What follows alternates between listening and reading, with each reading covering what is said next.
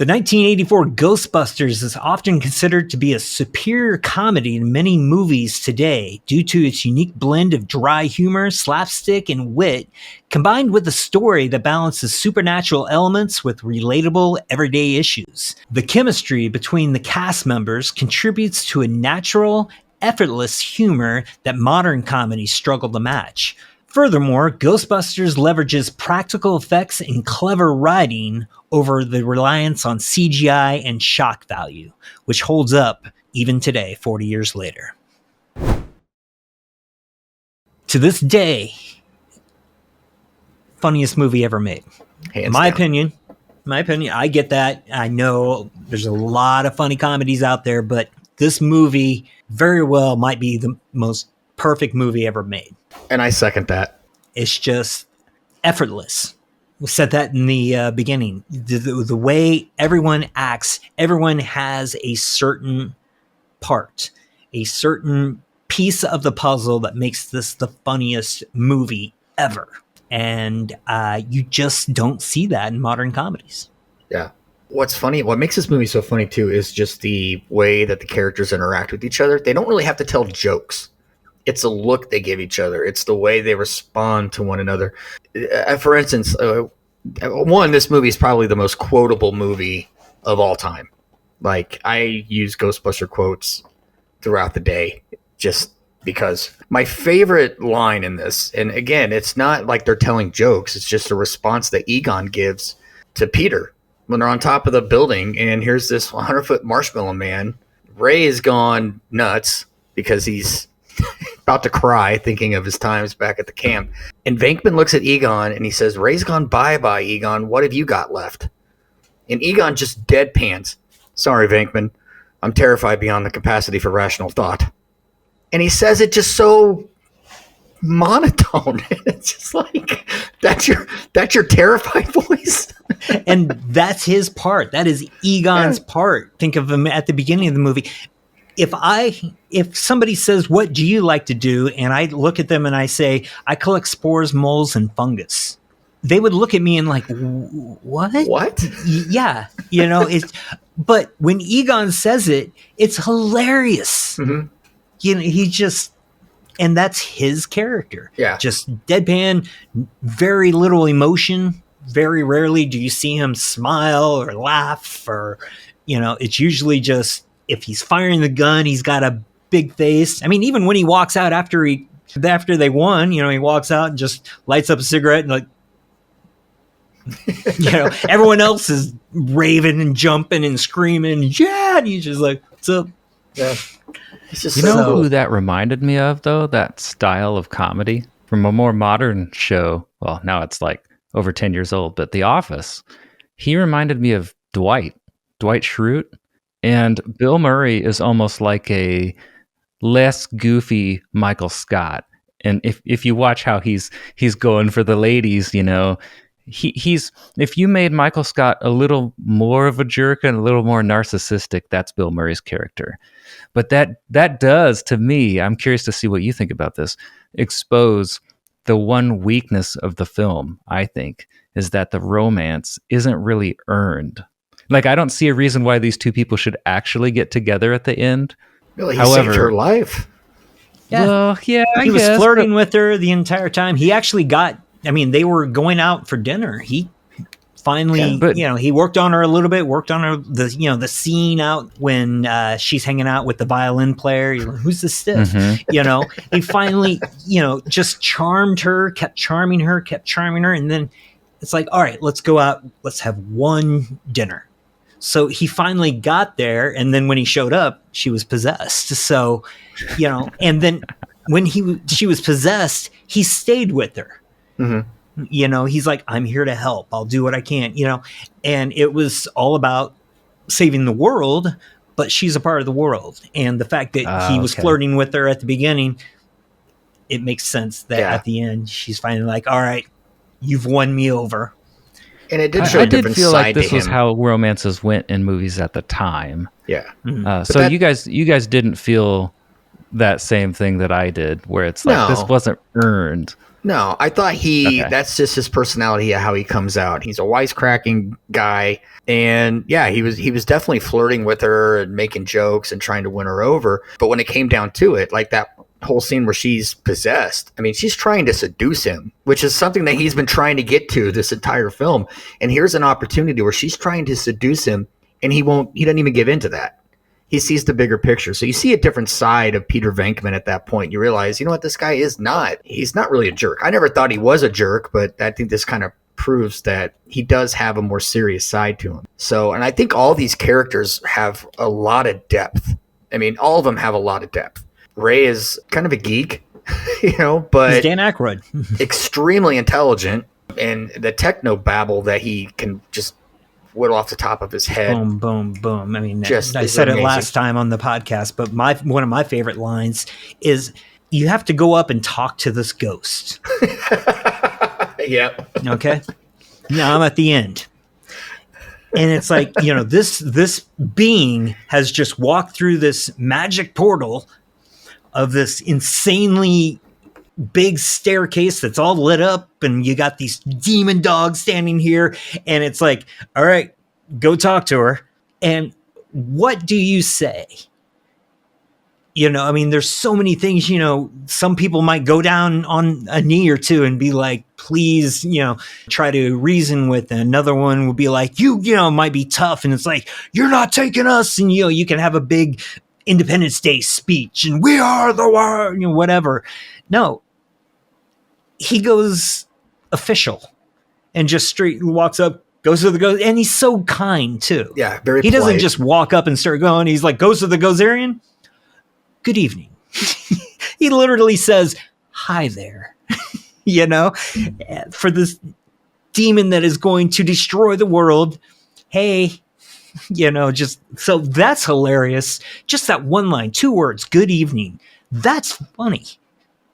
But then he just takes it completely over the top. And he's like, as a duly designated representative of the city, county, and state of New York, I order you to cease any and all supernatural activity and return forthwith to your place of origin or to the nearest convenient parallel dimension. Thanks, Ray. That ought to do it. I memorized that when I was a kid for some reason. I don't know why, but I just love the movie. But that line right there is just, it's not modern funny.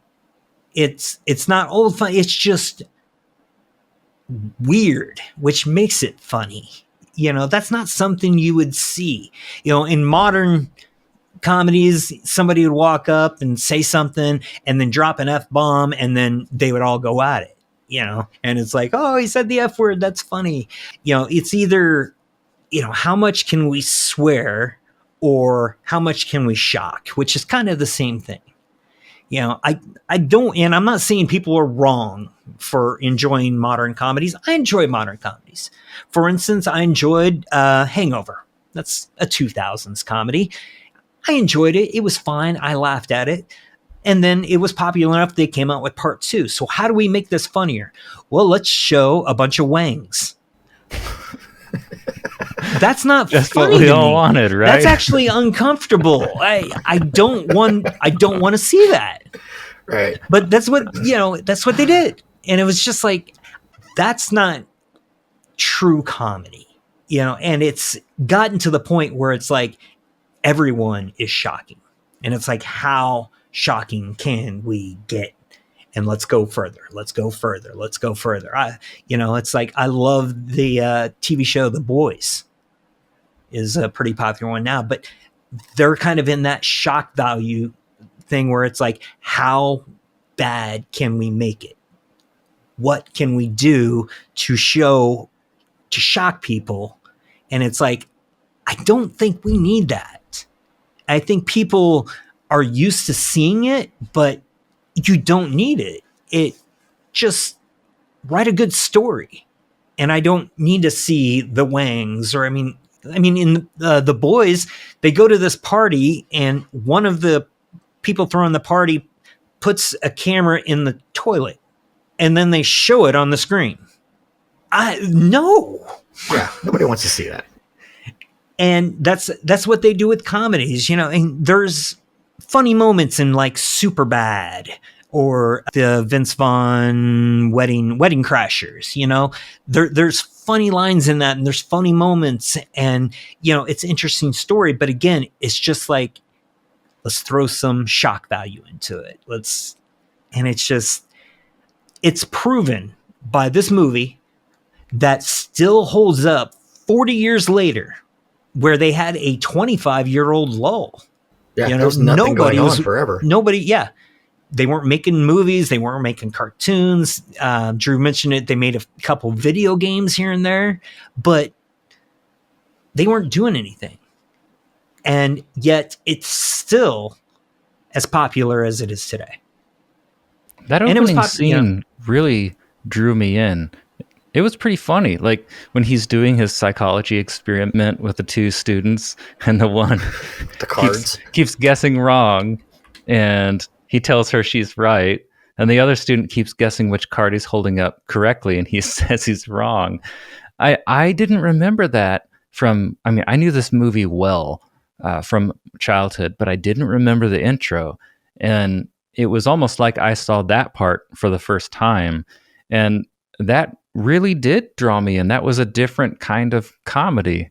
It was funny. Yeah. It's just kind of fresh. Wavy lines.